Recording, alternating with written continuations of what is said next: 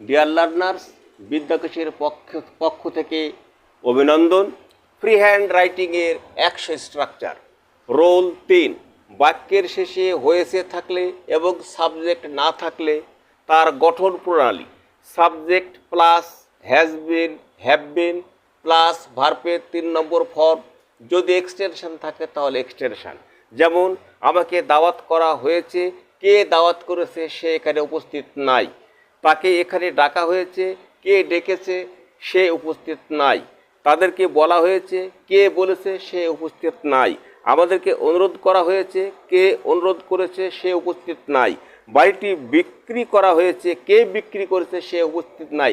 কাজেই বাক্যটি passive form. আমরা জানি লেখার ধরন দুই প্রকার, একটি অ্যাক্টিভ ভয়েসে আর একটি প্যাসিভ ভয়েসে।